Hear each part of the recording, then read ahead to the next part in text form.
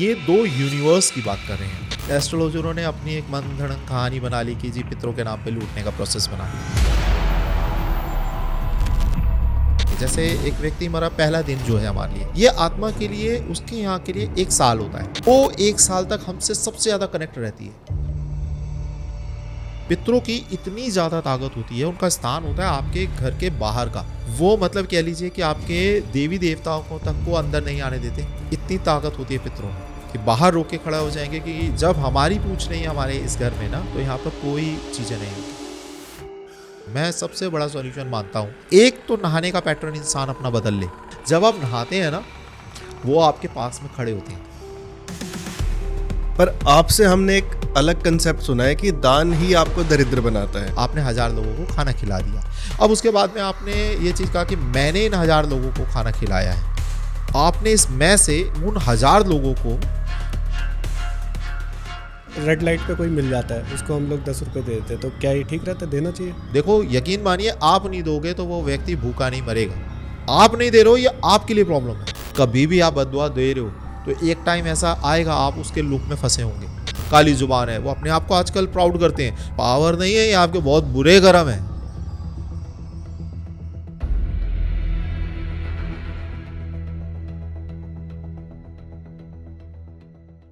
Manav ji, welcome to the big soul talks. नमस्कार जी। नमस्कार सर, कैसे हैं आप? नमस्कार जी, बहुत बढ़िया। हर हर महादेव। हर हर महादेव। हर हर महादेव। और ऑडियंस को भी हर हर महादेव। हर हर महादेव जी। मानव सर, सबसे पहले तो थैंक यू सो मच कि आपने टाइम निकाला, यहाँ पे आए, उसके लिए thank you. And second thing कि आज बहुत सारे क्वेश्चंस हैं हमारे, जो क्वेश्चंस आज तक हमने अपने एपिसोड जितने भी हमने लेकर के आए हैं उसमें कभी हमने किसी से पूछे नहीं। क्यों? इतने सारे एस्ट्रोलॉजी, न्यूमरोलॉजी, वास्तु के एपिसोड्स पॉडकास्ट कर करके थोड़ा थोड़ा तो हमें भी लगने लगा है कि हमने भी सीख लिया। बट उसी एस्ट्रोलॉजी के अंदर जो आज हम टॉपिक लेके आए हैं, जो आपसे हम डिस्कस करने वाले हैं, जो आपकी स्पेशलिटी एक तरह से है, तो उस पर हम बात करेंगे आज पितृदोष के ऊपर। क्योंकि बहुत सारे क्वेश्चंस हैं, कहीं ना कहीं वो सब इसी चीज़ से आगे कनेक्ट होते हैं। और भी क्वेश्चंस है, जैसे कई लोगों को मिथ है कि दान कैसे देना चाहिए, और किसी को अगर बद्दुआ लग गई है या बद्दुआ किसी को दे दी गई है तो उसका क्या प्रोसेस होता है, कैसे वो उन चीज़ों से निकल सकता है। पितृदोष क्या होते हैं, क्या होते भी हैं या नहीं होते हैं। कई लोगों को तो यहीं पे मिथ है कि भाई होते भी हैं पितृदोष, या सिर्फ बिल्कुल जो एस्ट्रोलॉजर्स हैं वो पैसा बनाने के लिए सब चीज़ें बताते हैं, ऐसा कहा जा रहा है। तो ये सारी क्वेश्चंस, आज बहुत सारे क्वेश्चंस हम आपसे करने वाले हैं। बट उससे पहले मैं चाहूँगा कि ऑडियंस आपको कनेक्ट कर ले और समझ जाए कि एक्चुअली में जो आज उनको ये सारी इन्फॉर्मेशन देने वाला है वो है कौन। तो मैं चाहूँगा सर, एक छोटा सा इंट्रोडक्शन आप हमारी ऑडियंस के लिए दीजिए, जिससे ऑडियंस आपको ज़्यादा बेटर समझ पाए। तो देखिए, मेरा नाम मानव गुप्ता है और मैं ये एस्ट्रोलॉजी के अंदर, या ये कह लीजिए ये ऑकल्ट साइंस के अंदर, ये करीबन 1 दशक से ज़्यादा हो गया इसके अंदर मुझे। और ये भी एक इंसिडेंट था कि मैं इसमें आ गया। और ये कहा जाता है कि हम ऑकल्ट को नहीं चुनते, ऑकल्ट हमें चुनता है। बिल्कुल सही। तो ये बहुत पहले ही शायद लिखा गया था, और कोई ऐसा टाइम आता है जब हम इसमें शिफ्ट हो जाते हैं अपनी नॉर्मल लाइफ से। लेकिन देखिए, यहाँ पर एक समझने वाली बात मेरे को जो लगता है कि मैं आज भी शून्य हूँ।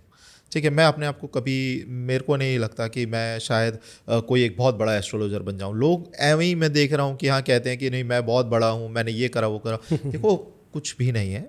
ठीक है, हम सिर्फ एक माध्यम है। मुझे लगता है कि एस्ट्रोलॉजी जो है वो सिर्फ एक माध्यम है। ठीक है, वो अपने हिसाब से ना तो मैं ग्रह बना रहा, बिल्कुल ठीक है, ना ही मेरे पास में आपकी कुंडली में अपने हिसाब से नहीं बना रहा। ठीक है, तो मैं सिर्फ उसका एक ज्ञाता हो सकता हूँ, मैं उसका रचयिता नहीं हूँ। ठीक है, और जो आपको सिद्धांत, जिस पे आपको उपाय भी आप जो जाएंगे, वो भी सिर्फ ऐसे नहीं है कि जी आपने पैसा डाला। ये भी एक बहुत बड़ी मिथ आगे जाके हम क्लियर करेंगे, सिर्फ पैसा डाला हो गया नहीं। आपकी भावना, चीज़ें, बहुत सारी चीज़ें। तो इसमें मैं अपना रोल क्या मानता हूँ कि एक सिर्फ मैं एक माध्यम हूँ, इससे ज़्यादा कुछ नहीं है।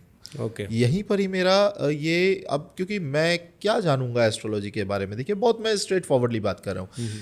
एक एस्ट्रोलॉजी के बारे में एक व्यक्ति को कम से कम भी 4 जन्म लग जाएंगे, तब भी वो उसके बारे में नहीं जान पाएगा। बिल्कुल सही। लोग पता नहीं कैसे कहते हैं कि हम ये हैं वो हैं, तो मैं तो अपने आप को शून्य मानता हूँ।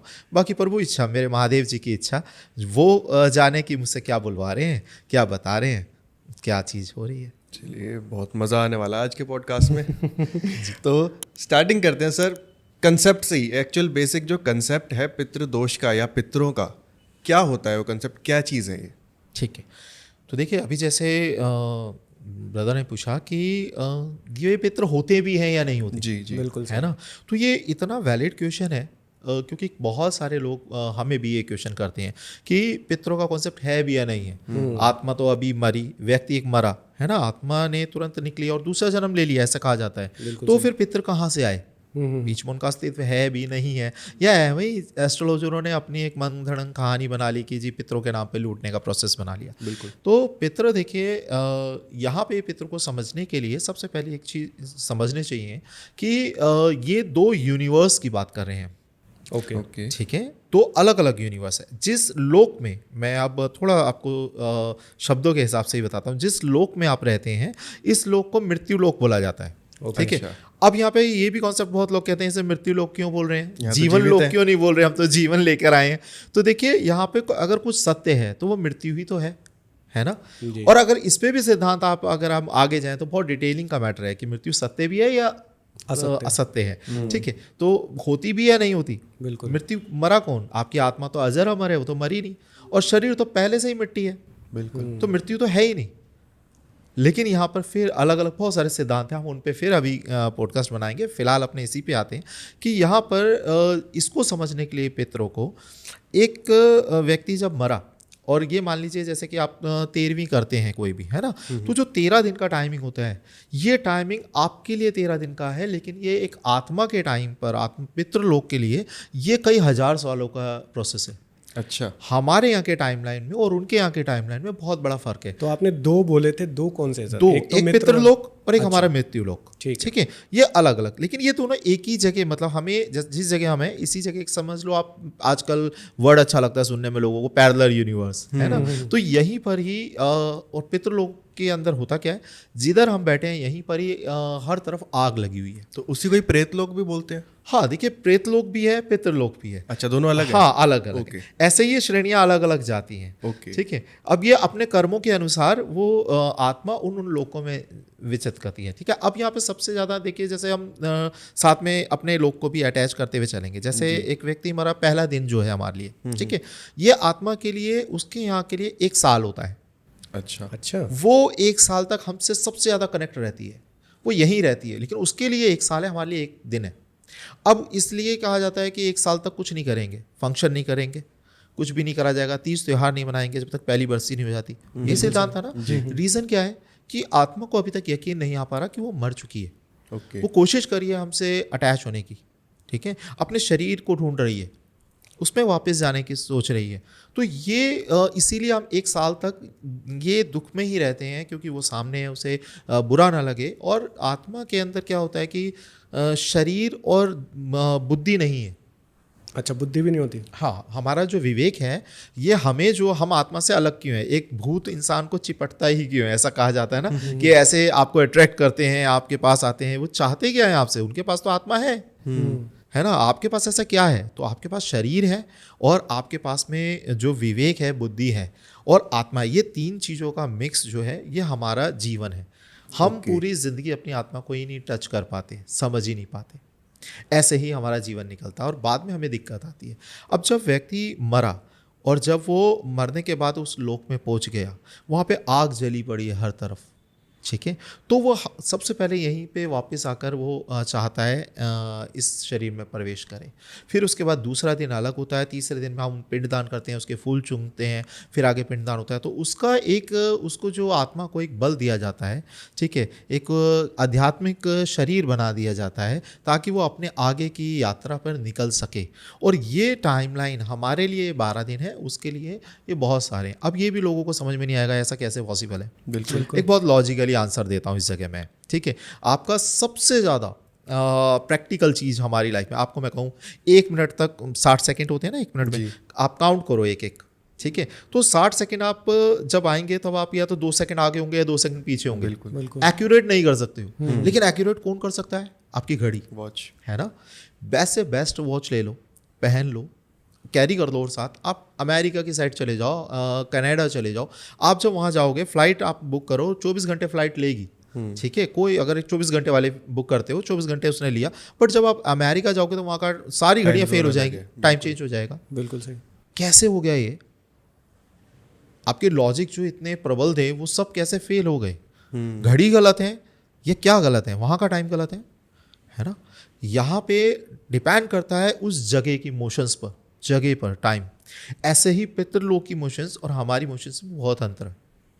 ये टाइम जो वहाँ का है वो कई हजारों सालों का है, और हमारे यहाँ पे सिर्फ 12 दिन आप कह लीजिए, मैक्सिमम बता रहा हूँ, ठीक है ना। अब कई पितृलोक बहुत पितृ अपने अच्छे कर्मों के अनुसार या अच्छे तरीके से हम उन्हें टैकल कर रहे हैं, ठीक है। वहाँ पर अब इसका भी एक बहुत आगे हम बात कर लेंगे, ठीक है। तो इसमें मतलब ये कह लीजिए कि उन्हें जल्दी मुक्ति मिल जाती है, कई काफ़ी परेशान रहते हैं, वो चीज़ें हमारे साथ में चलती रहती हैं। ओके, तो मैंने तो सर 2 ही लोग सुने थे, नर्क और स्वर्ग, उसके अलावा तो सुना ही नहीं था।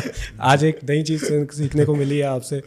तो देखिए, पितृ तो हमने समझ लिया कि क्या होता है, कैसे होता है, तो पर अभी जैसे आपने बोला कि मैंने एक क्वेश्चन किया था कि रियल होता है या फेक होता है जी, तो उसको अगर हम बिल्कुल एक्यूरेट समझने की कोशिश करें कि अगर हमारे पितृदोष चल रहे हैं तो क्या लक्षण होते हैं सर किसी व्यक्ति के जीवन में? क्योंकि देखिए आपके अनुसार जो है वो पितृदोष होता है, ठीक, जो आपने बताया अभी पूरा एक्सप्लेन किया, उसके हिसाब से मैं समझ सकता हूँ कि आपके हिसाब से पितृदोष होता है। पर कई लोग ऐसे भी हैं जो कहते हैं कि पितृदोष नहीं होता है। नहीं होता। तो क्या ऐसे लक्षण होते हैं जिससे इंसान को पता चल जाए कि उसकी लाइफ में पितृदोष लग गया है या है एक्चुअली में?